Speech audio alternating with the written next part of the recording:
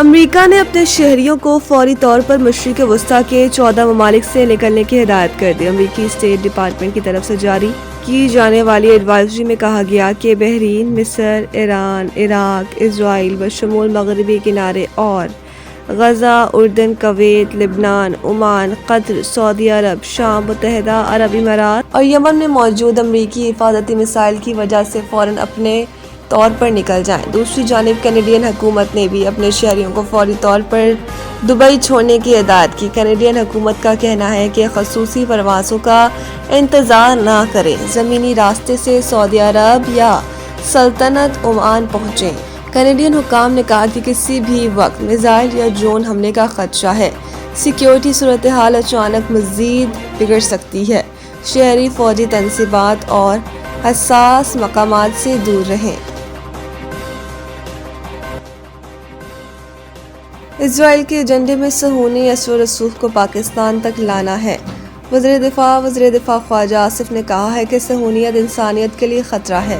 فلسطین کی سرزمین پر اسرائیل کے قیام سے لے کر آج تک عالم اسلام پر جو بھی تباہی آئی، اس پر مسلط ہونے والی ہر جنگ میں صہیونی نظریہ اور ریاست کا بالواسطہ یا بلا واسطہ ہاتھ نظر آئے گا۔ سماجی رابطے کی ویب سائٹ پر خواجہ آصف کا کہنا تھا کہ صہیونیت نے ایک صدی سے دنیا کے معاشی نظام کو اپنے کنٹرول میں رکھا ہوا ہے۔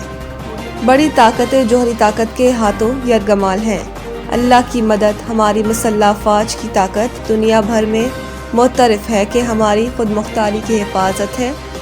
انہوں نے کہا کہ اللہ تعالیٰ ان تمام لوگوں پر اپنی رحمتیں نازل فرمائے جنہوں نے ہمیں اپنی طاقت بنانے میں کردار ادا کیا، جس نے ایٹمی تجربات کیے اور دنیا کو یہ باور کرایا کہ ہم ایک ایٹمی طاقت ہیں۔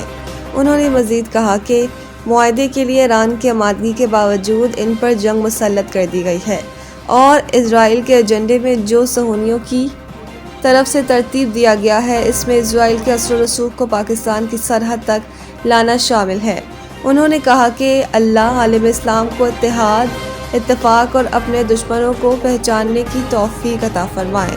فلسطین آزاد ہو، ہمارا وطن قیامت تک مضبوط اور سلامت رہے، ہمارے مٹی کے محافظ اس کے سائے میں رہیں۔ اللہ تعالیٰ ان کا حامی و ناصر ہو، آمین۔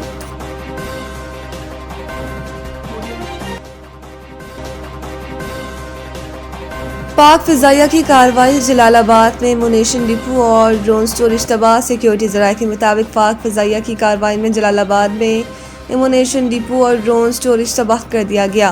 افغان طالبان اور فتنۃ الخوارج کو بھاری نقصان کا سامنا ہے۔ سیکیورٹی فورسز افغان طالبان رجیم کی جارحیت کا منہ توڑ جواب دینے کے لیے پرعزم ہیں۔ واضح رہے کہ پاکستانی افواج کا آپریشن غصب للحق کامیابی سے جاری ہے۔ اب تک افغان طالبان رجیم کے 400 سے زائد کارندے ہلاک ہو چکے۔ افغانستان کے اندر 51 مقامات کو فضائی کارروائی میں بھی مؤثر طور پر نشانہ بنایا گیا۔ طالبان رجیم 630 سے زائد زخمی ہو چکے ہیں۔ پاک فوج کی جوابی کارروائی میں افغان طالبان کی 188 چیک پوسٹیں تباہ ہوئیں، جبکہ 31 چیک پوسٹوں پر قبضہ کر لیا گیا۔ افغان طالبان کے 188 ٹینک، بختر بند گاڑیاں اور توپ خانہ بھی تباہ کر دیا گیا۔ وزیر اطلاعات نے بتایا کہ پاکستان نے افغانستان کے اندر 51 مقامات کو فضائی کارروائی میں مؤثر طور پر نشانہ بنایا۔ آیت اللہ خامنہئی کو نشانہ بنانے کے لیے اسرائیل نے تہران کے ٹریفک کیمروں کو ہیک کیا۔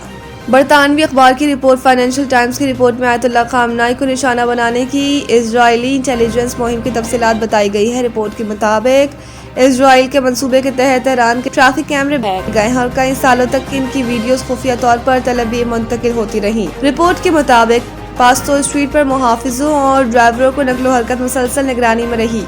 مخصوص کیمرے سے کمپاؤنڈ کے اندرونی معاملات اور پارکنگ پوائنٹس کی نشاندہی کی گئی۔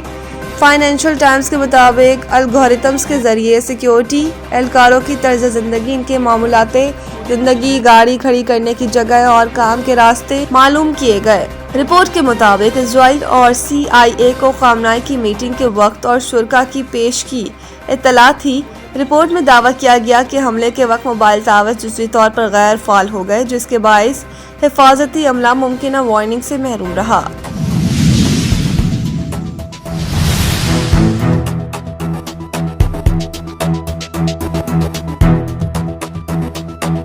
ڈومیسٹک اینڈ سیشن جج غربی نے امریکی صدر ڈونلڈ ٹرمپ، اسرائیلی وزیر اعظم نیتن یاہو، نریندر مودی دیگر کے خلاف مقدمہ درج کرنے کی درخواست پر prosecution S S P complaint cell Keamari اور S S H O Docks کو نوٹس جاری کر دیا۔ عدالت فریقین سے 5 مارچ تک جواب طلب کر لیا۔ درخواست گوار نے موقف اختیار کیا کہ امریکہ اور اسرائیل کئی برسوں سے ایرانی سپریم لیڈر آیت اللہ خامنئی اور لاکھوں ایرانی شہریوں کو دھمکیاں دے رہے تھے۔ اسرائیل نے انڈیا کے ساتھ مل کر پاکستان میں افراتفری پیدا کی۔ 16 فروری اور 25 فروری کو نریندر مودی نے افغان طالبان کے سربراہ ہبت اللہ اخوند زادہ کے ساتھ مل کر پاکستان پر حملہ کیا۔ امریکہ اور اسرائیل نے ایوان پر 300 سے زائد حملے کر کے ایران کے سپریم لیڈر کو شہید کیا۔ ایران پر حملے سے درخواست گزار اور لاکھوں مسلمانوں کو ذہنی جسمانی اذیت کا سامنا کرنا پڑا۔ پولیس نے امریکی صدر ڈونلڈ ٹرمپ، اسرائیلی صدر نیتن یاہو، نریندر مودی دیگر کے خلاف مقدمہ درج کرنے سے انکار کر دیا تھا۔ عدالت نے صدا کی کہ ایس ایچ او ڈاکس کو درخواست گزار کا بیان ریکارڈ کرانے کا حکم دیا۔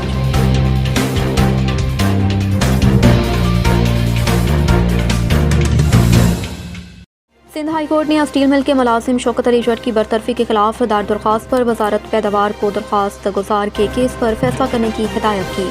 وکیل درخواست گزار نے کہا کہ اسٹیل مل انتظامیہ نے ٹربیونل میں بحالی کی یقین دہانی کروائی۔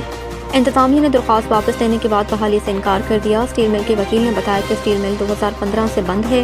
جسٹس سلیم جیسر نے کہا کہ اسٹیل مل انتظامیہ کی وجہ سے بند ہے، ملازمین کی وجہ سے اسٹیل مل بند نہیں۔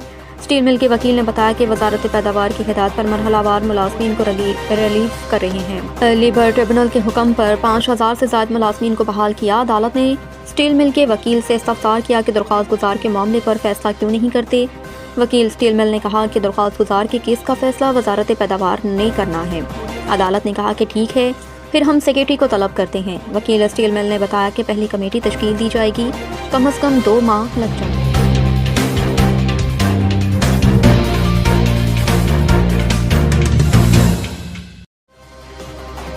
T20 ورلڈ کپ سے باہر ہونے پر علیم ڈار پی سی بی سلیکشن کمیٹی سے مستعفی۔